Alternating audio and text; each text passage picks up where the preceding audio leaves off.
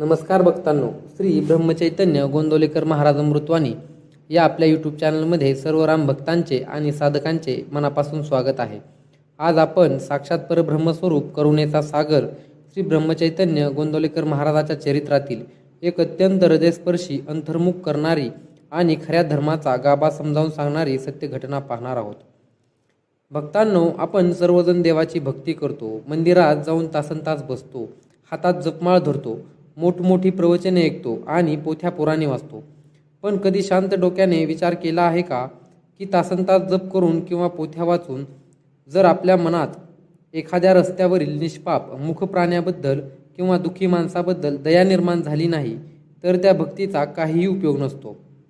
श्री गोंदवलेकर महाराज नेहमी अत्यंत सोप्या भाषेत सांगायचे, अरे बाबांनो, भगवंत फक्त मानवाच्या शरीरात नाही तर जगातल्या प्रत्येक सजीव प्राण्यामध्ये साक्षात रामराया वसलेला आहे।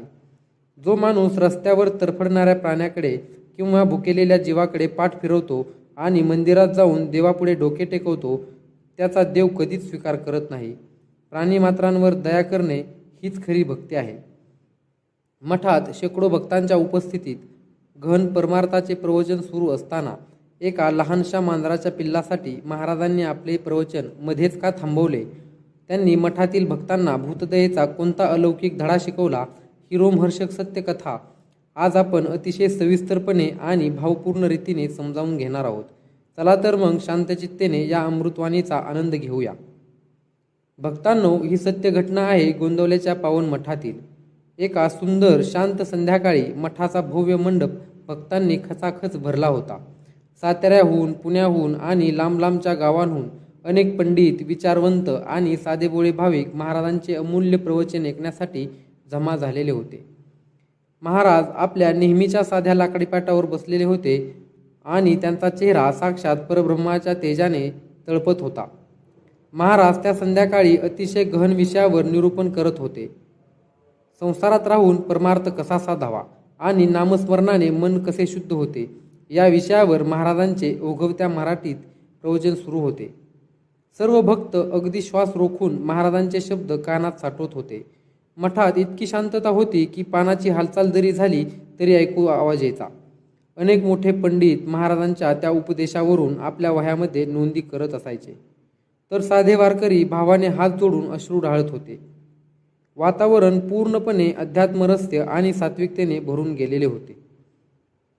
प्रवचन ऐन रंगात आले असताना महाराज सांगत होते, माणसाने मनातील विकार सोडल्याशिवाय त्याला रामरायाची भेट होत नाही। तितक्यात मठाच्या एका कोपऱ्यात जिथे जुन्या लाकडी वाशांचा आणि खांबांचा खप रचून ठेवला होता तिथून एक अतिशय नाजूक आणि केविलवाणा आवाज आला, म्याव म्याव। तो एका अवघ्या काही दिवसांच्या लहानशा मांजराच्या पिल्लाचा आवाज होता। चुकून खेळता खेळता त्या पिल्लाच्या मागच्या पायावर एक जड लाकडी खांब घसरून पडला होता। ते निष्पाप पिल्लू त्या वजनाखाली दबले गेले होते। त्याला तिथून निघताही येत नव्हते। वेदनेने ते लहानसे पिल्लू कळवळत होते आणि मदतीसाठी आक्रंदन करत होते।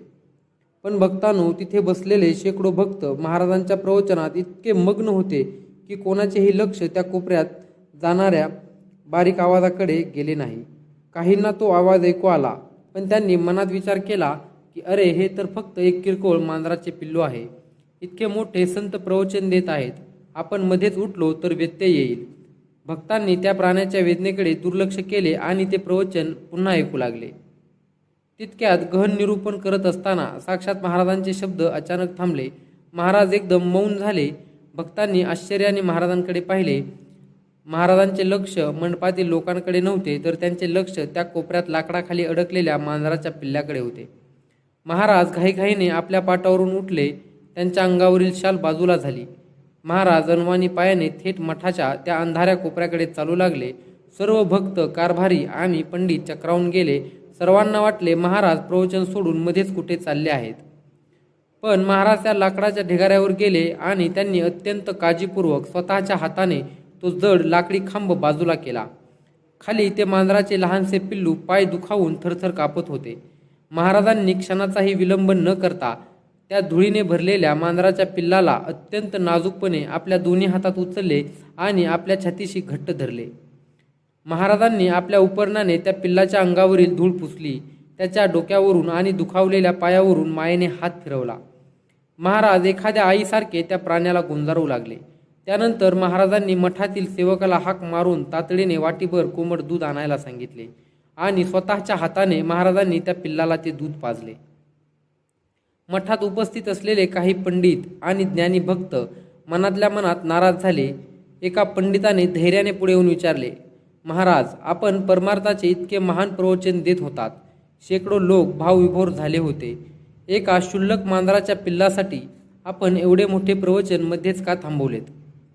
महाराजांच्या चेहऱ्यावर अत्यंत कारुण्यमयी हास्य आले आणि महाराजांनी त्या पंडिताच्या आणि सर्व भक्तांच्या डोळ्यात पाहिले आणि म्हणाले, अरे बाबांनो, तासनतास माझी प्रवचने ऐकून किंवा पोथ्या पुराणे पाठ करून तुम्ही काय शिकलात?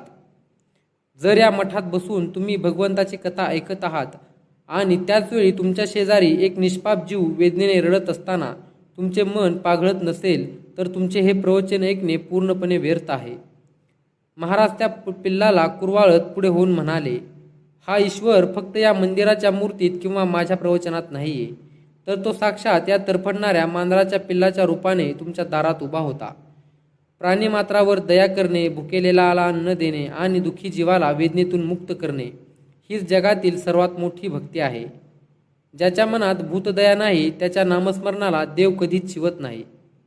महाराजांचे हे शब्द ऐकताच मठातील पंडितांचे, कारभाऱ्यांचे आणि सर्वच भक्तांचे डोळे उघडले. त्यांना कळून चुकले की केवळ शाब्दिक ज्ञान किंवा सोवळे ओवळे पाळणे म्हणजे धर्म नव्हे, तर सृष्टीतील प्रत्येक सजीवावर प्रेम करणे हाच खरा सनातन धर्म आहे. सर्व भक्तांनी लाजेने मान खाली घातली आणि महाराजांच्या चरणी क्षमा मागितली. तर भक्तांनो, एका निष्पाप मांजराच्या पिल्लाच्या माध्यमातून भूतदयेचा आणि खऱ्या धर्माचा अलौकिक धडा शिकवणारी श्री गोंदवलेकर महाराजांची ही सत्यकथा तुम्हाला कशी वाटली? सृष्टीतील प्रत्येक जीवात देव आहे हा विचार तुमच्या मनाला स्पर्शून गेला आहे का? हे आम्हाला कमेंट बॉक्समध्ये नक्की सांगा. मायबापांनो, जर आजच्या या दिव्य प्रसंगाने तुमच्या मनात प्राणीमात्रांबद्दल दया आणि नामावरील श्रद्धा अधिक दृढ केली असेल तर या व्हिडिओला आत्ताच्या आत्ता एक लाईक नक्की करा.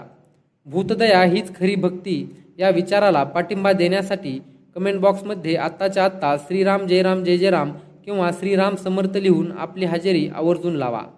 महाराजांचे असे डोळे उघडणारे, संसारात योग्य दिशा दाखवणारे आणि भक्तीचा खरा गाभा समजावून सांगणारे ऐतिहासिक प्रसंग नियमितपणे ऐकण्यासाठी आपल्या श्री ब्रह्मचैतन्य गोंदवलेकर महाराज अमृतवाणी या चॅनलला नक्की सबस्क्राईब करा आणि बेल आयकॉन दाबायला विसरू नका. हा मोलाचा डोळे उघडणारा व्हिडिओ तुमच्या मित्रपरिवाराला व्हॉट्सॲपवर नक्की शेअर करा, जेणेकरून प्रत्येकाच्या मनात प्राण्यांबद्दल दया निर्माण होईल. बोला श्री ब्रह्मचैतन्य गोंदवलेकर महाराज की जय.